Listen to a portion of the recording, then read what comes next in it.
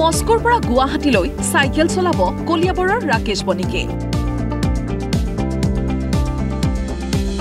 এখন ভৰিৰে 6খন দেশ সাইকেলেৰে যাত্ৰা কৰিবলৈ সাজু ৰাকেশ।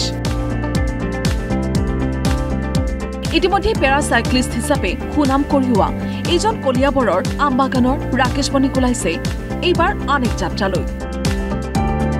অসম পৰ্যটনৰ প্ৰচাৰৰ লক্ষ্যৰে ৰাছিয়াৰ মস্কোৰ পৰা ৰাকেশে এপ্ৰিলৰ প্ৰথম বা দ্বিতীয় সপ্তাহতে আৰম্ভ কৰিব যাত্ৰা।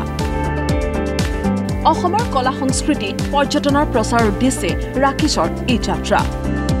কাজিৰঙাৰ পৰা বৰদোৱালৈ ৰাজ্যৰ পৰ্যটনস্থলীৰ প্ৰচাৰ চলাব ৰাকেশে।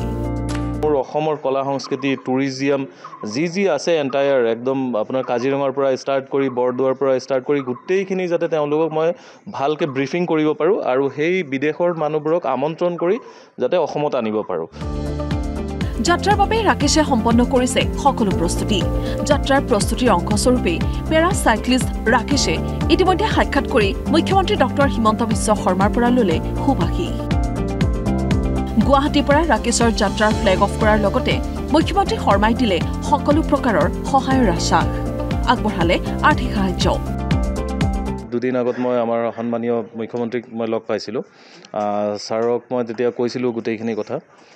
ছাৰে একদম গ্ৰীণ ছিগনেল দিছে যে যেনেকুৱা ধৰণৰ সহায় লাগে আমাৰ মাননীয় মুখ্যমন্ত্ৰী ডাঙৰীয়াই গোটেইখিনি সহায় সহযোগিতা মোক কৰিব বুলি কৈছে আৰু লগে লগে সিদিনাই মোক এটা এমাউণ্ট তেওঁ ৰিলিজ কৰি দিছে তেওঁৰ ফাণ্ডৰ পৰা। ৰাছিয়া, কাজাখিস্তান, কিৰ্গিস্তান, চীন, তিব্বত, নেপাল হৈ যাত্ৰা কৰিব ৰাকেশে। মস্কোৰ পৰা ৯,০০০ কিলোমিটাৰ এখন ভৰিৰে চাইকেল চলাই আহিব অসমলৈ।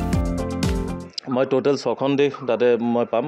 ৰাছিয়া পাম, কাজাখিস্তান পাম, কিৰ্গিস্তান পাম, চাইনা পাম, টিবেট পাম, নেপাল পাম, দেন মই ইণ্ডিয়া গুৱাহাটীত আহিম। পূৰ্বে নিৰ্বাচন আয়োগৰ ষ্টেট আইকন ৰাকেশে ইয়াৰ পূৰ্বেও বানপানীক ৰাষ্ট্ৰীয় সমস্যা হিচাপে ঘোষণাৰ দাবীত কেইবাখনো দেশৰ ২২,০০০ কিলোমিটাৰ পথ চাইকেল চলাই জিনিছিল জগত।